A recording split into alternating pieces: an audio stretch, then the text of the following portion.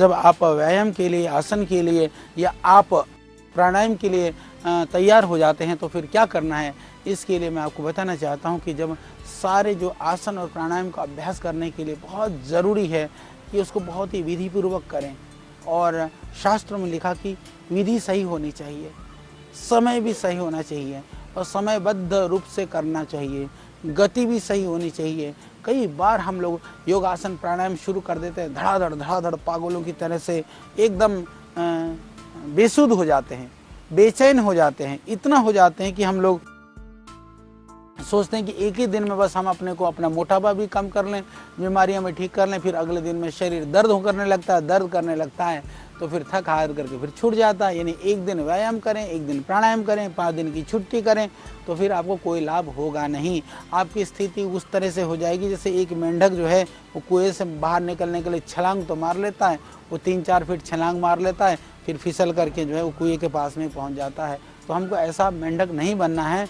तो आपको क्या है कि आप एक दिन के लिए पहलवानी मत करो, पर निरंतरता जरूर लाओ। यानी कि मध्यम गति से ही हम प्रारंभ करें, शारीरिक क्षमता के हिसाब से ही हमको करना चाहिए।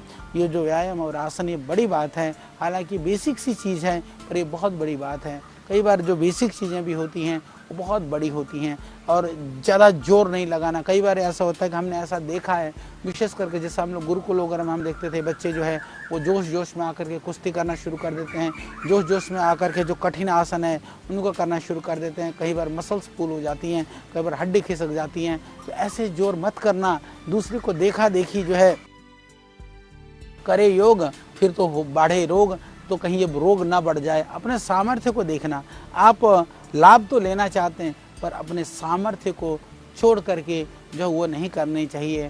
तो इसीलिए शास्त्रों में बहुत सारी चीज़ें कही कि बोले एक सारी समुद्र से जो कहते हैं कि एक बार एक समुद्र का कोई बड़ा जो जानवर है, समुद्र से कोई व्हेल मछली जैसे कोई निकल करके कोई बोले कुआं में आ गया, कुएं में आकर के वो एक कुआं में रहने लगा। तो मेंढक था वहाँ, उसने कहा समुद्र कितना बड़ा होता है? उसने कहा कि बहुत बड़ा होता है। उसने कहा इतना बड़ा, ऐसा कहते हैं कि वो इतना उसने फैलाया कि उसका जो है हाथ तो फुलाया पेट, तो उसका पेट फट गया। तो कहीं ऐसी स्थिति ना हो जाए, क्षमा करिएगा।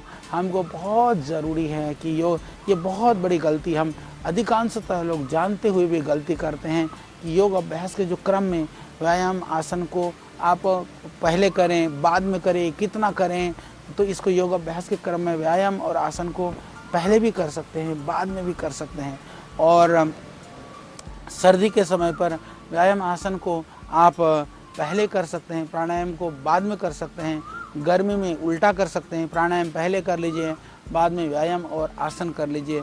बस मेरा निवेदन इतनी ही है कि प्राणायाम करने के बाद में व्यायाम आप तुरंत कर सकते हैं, परंतु व्यायाम करने के बाद में प्राणायाम तुरंत मत कर लेना। व्यायाम करने के बाद में आपकी जो श्वसन की जो स्थिति है, श्वास जो चढ़ा हुआ श्वास है सामान्य हो जाए तभी करना। ये बहुत विशेष ज़रूरी बात है।